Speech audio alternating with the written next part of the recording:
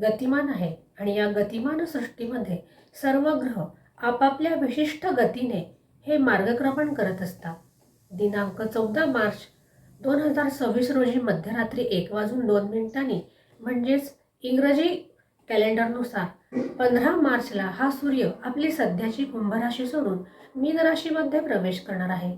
या कालखंडामध्ये तो गुरुच्या पूर्वा भाद्रपदा नक्षत्रात, शनीच्या उत्तरा भाद्रपदा नक्षत्रात आणि बुधाच्या रेवती नक्षत्रातून आपले गोचर करणार आहे आणि येथे त्याची शनीशी युती होणार आहे. जीवनामध्ये आत्माकारक असलेला हा सूर्यग्रह प्रत्येक राशीसाठी कसे फळ देणार आहे याविषयीची आज आपण ज्योतिषीय चर्चा पाहणार आहोत.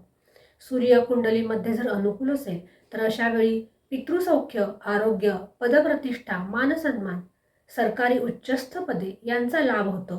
तर हाच सूर्य जर प्रतिकूल असेल तर मात्र अनारोग्य, पित्याला कष्ट, मानसन्मानाची हानी, नेत्ररोग अशासारख्या समस्यांना तोंड द्यावे लागते.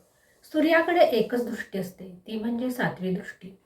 असा हा सूर्य शनी बरोबर युती करून प्रत्येक राशीसाठी कोणते फळ घेऊन येणार आहे याविषयीची ज्योतिषीय चर्चा आज आपण पाहणार आहोत.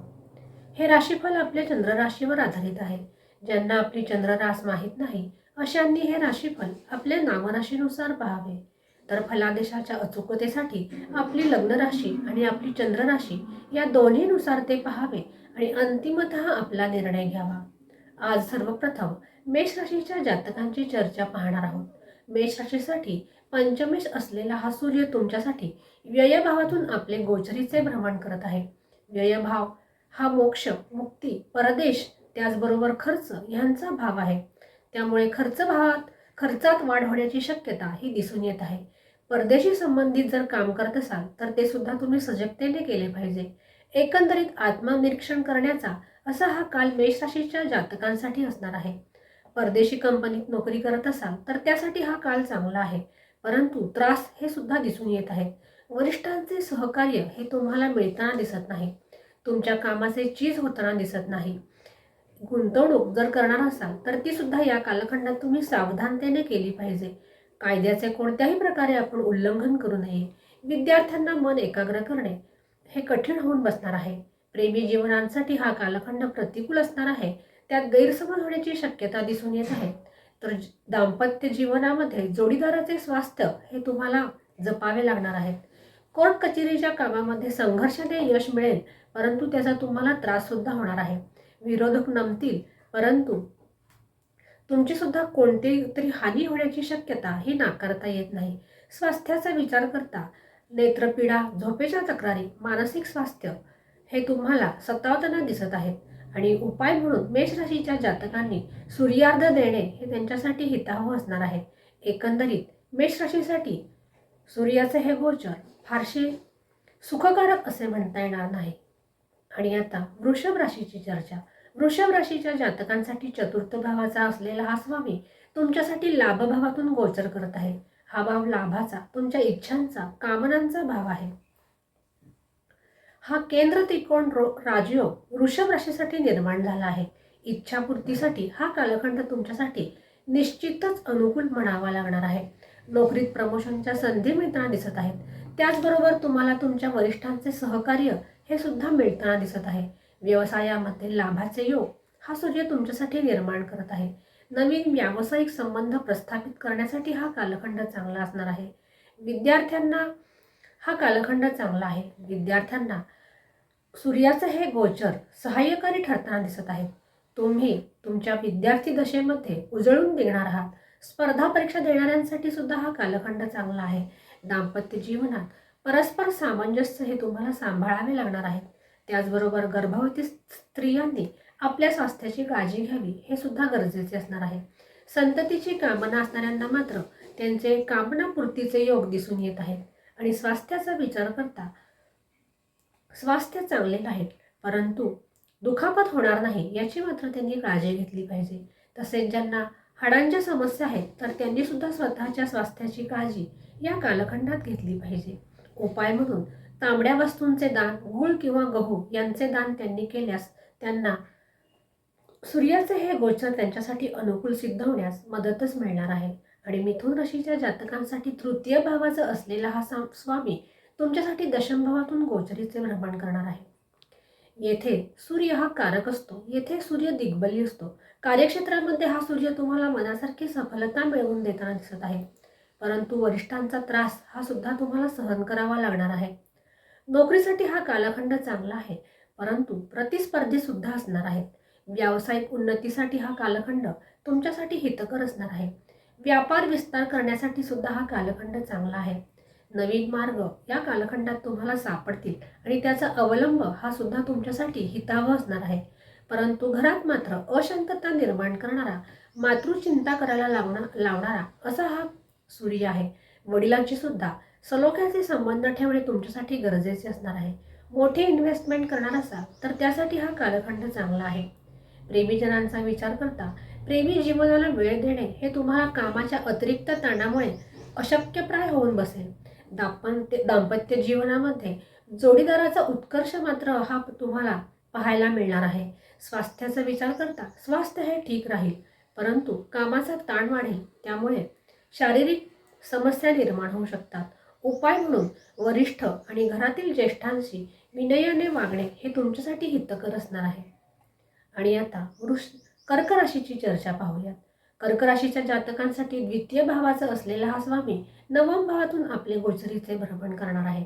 नवम भाव हा भाग्याचा, यात्रांचा, मोठ्या प्रवासांचा भाव आहे. कर्क राशीसाठी हा भाग्यवान योग निर्माण होत आहे. धनवान योग, भाग्याची जोड अशी एकंदरीत दुधात साखर अशी स्थिती त्यांच्यासाठी निर्माण झालेली आहे. म्हणून कर्क राशीसाठी हा एक अत्यंत श्रेष्ठ कालखंड आहे. आर्थिक आणि धार्मिक अशा दोनही क्षेत्रात उन्नतीचे मार्ग तुम्हाला सापडतील.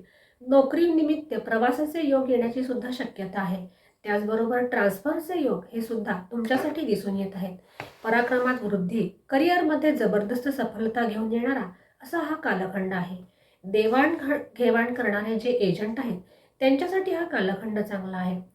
कार्यक्षेत्रामध्ये तुम्ही विरोधकांवर मात करू शकाल. तुमचे साहस हे तुम्हाला यशाकडे खेचून नेणार आहे. विद्यार्थ्यांसाठी, मुख्यतः उच्च शिक्षण घेणाऱ्यांसाठी हा कालखंड चांगला आहे. प्रेमीजनांचा विचार करता त्यांच्यासाठी हा कालखंड चांगला आहे. त्यांच्यामध्ये वैचारिक बैठक या कालखंडात चांगली बसणार आहे.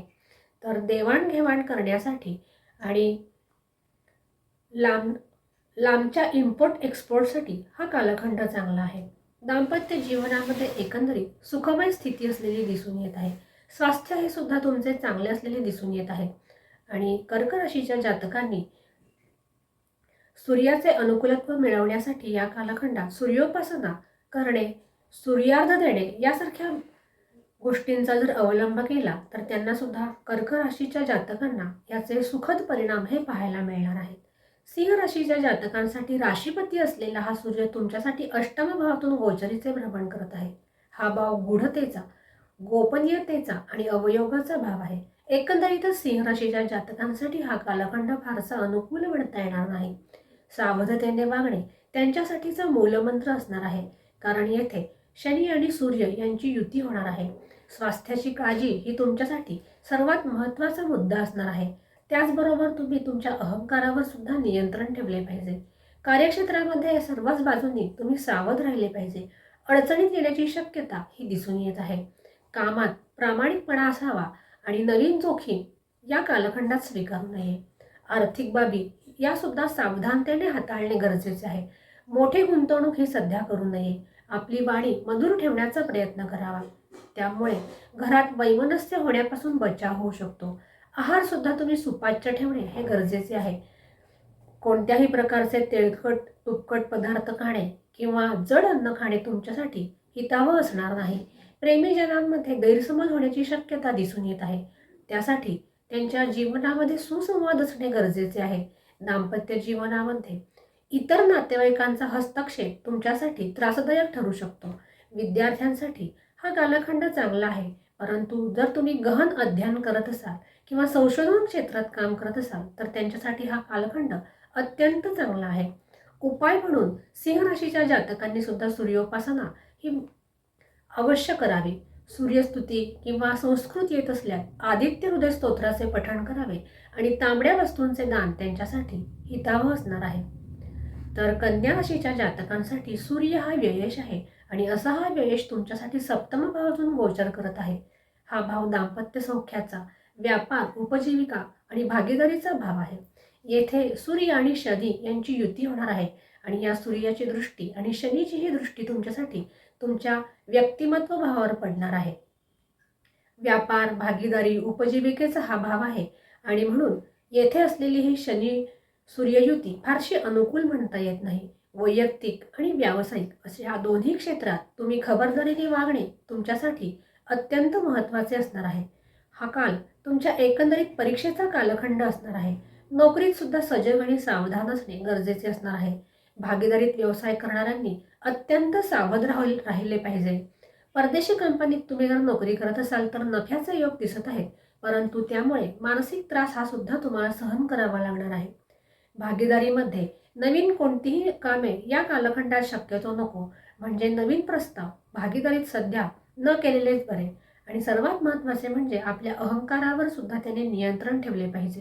नेतृत्व करत असाल तर त्यात सुद्धा संयमाचीही गरज पडणार आहे. दाम्पत्य जीवन हे सुद्धा अहंकारामुळे बाधित होऊ शकते किंवा त्यामुळे रुक्षता येण्याची शक्यता ही दिसून येते आणि त्यासाठी त्यांनी जोडीदाराचा योग्य तो सन्मान सुद्धा करणे हे अपेक्षित आहे. विद्यार्थ्यांसाठी फाजील आत्मविश्वासाला त्यांनी बळी पडू नये. आपल्या अभ्यासावर लक्ष केंद्रित करणे हे गरजेचे आहे.